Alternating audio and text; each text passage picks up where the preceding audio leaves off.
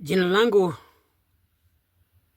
ni Daktari Isaac Newton Kiniti.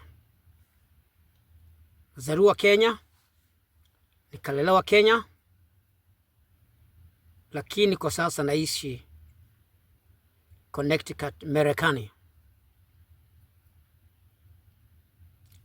Nataka kueleza wananchi wa Kenya jambo moja. Katiba ya Kenya na sheria za Kenya ni sawa kabisa na zina uwezo wa kumaliza ufisadi na ulanguzi wa dawa za kulevya upesi sana na bila wasiwasi wote. Ziliundwa kwa njia inayotosha kugandamiza kabisa ufisadi na ulanguzi wa dawa za kulevya. Hakuna chochote kinatakikana Kenya ili kupambana na ulanguzi wa dawa za kulevya na kupambana na ufisadi. Kinachokosa Kenya ni kitu moja peke yake. Kinakosa kiongozi wa kufanya kazi inavyohitajika.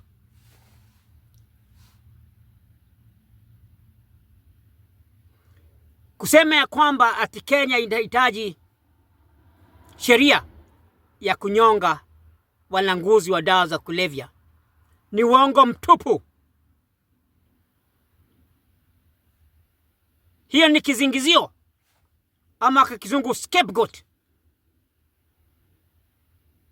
ya kutofanya kazi inavyohitajika.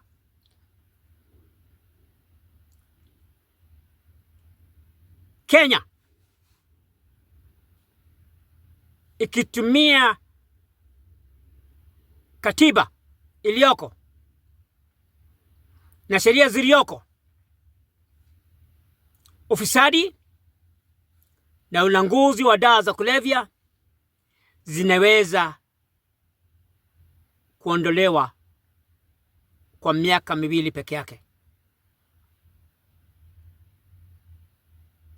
Hawezi zidi mwaka 2 kuangamiza kabisa ufisadi na madawa ya kulevya. Wale wameshindwa kazi ya kuangamiza ufisadi na madawa ya kulevya katika nchi ya Kenya wajizuru na waache kuzingizia ya kwamba ni sheria inatakikana, sheria ya kunyonga wananchi. Hakuna hata kidogo.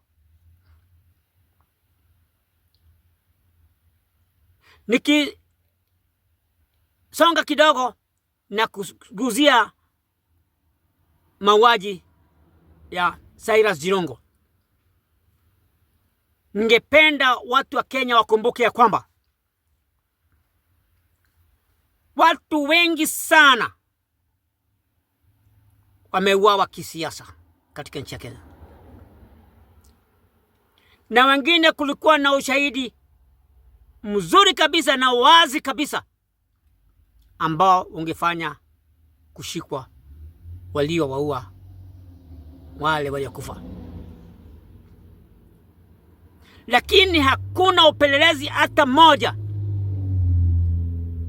kwa watu wote ambao wamekufa kisiasa ambao waliwapea watu wa Kenya jawabu.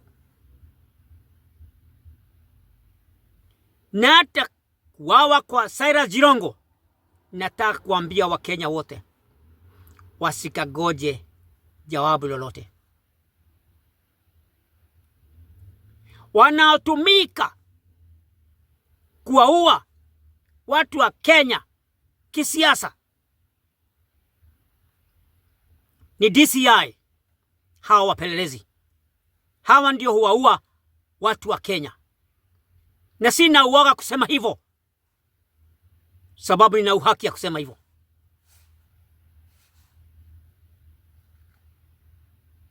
Kijana mmoja ambaye alikuwa anaitwa Albert Murioki, aliyekuwa mshauri mkuu wa Uhuru Kenyatta 2013 mwaka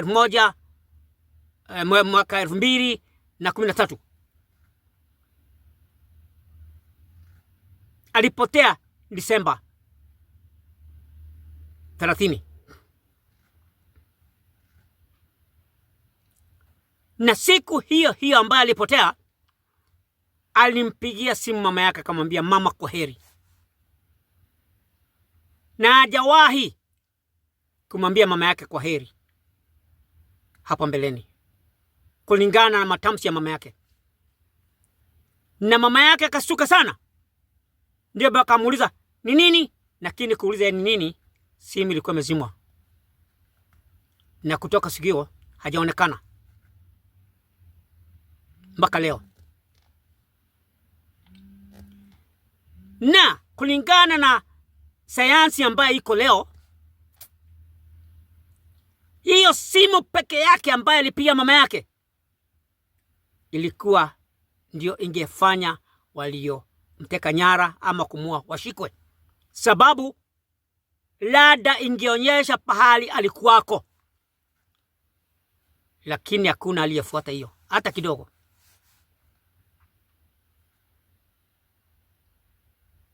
Mwingine ni Christopher Msando ambaye alipatikana amewawa. Usiku huo huo ambao aliwawa, gari lake lilionekana na CCTV likiwa na watu wawili mbele.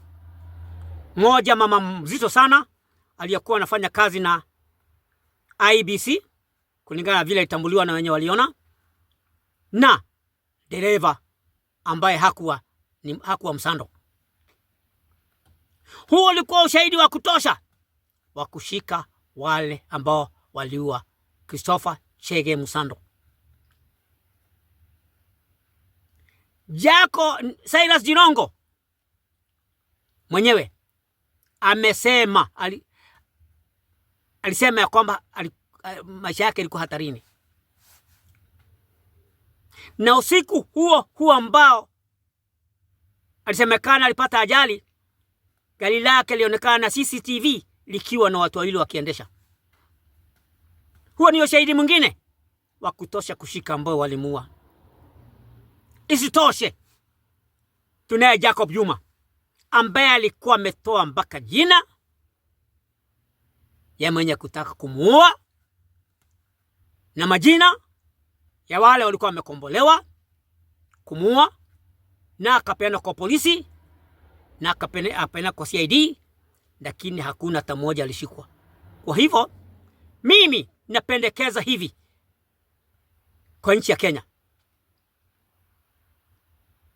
hiyo idara ama sehemu ya serikali imeitwa DCI ivunjwe mara moja na iundwe upya, kukiwa na sheria mpya ambazo zitawakataza kutumiwa na wanasiasa kuwaua wengine. Mimi nasema ya kwamba wananchi wa Kenya waombe sana, sababu Kenya kunahitajika kiongozi ambaye atasaidia nchi ya Kenya na ambaye atalinda katiba ya Kenya na ambaye atapea heshima katiba ya Kenya.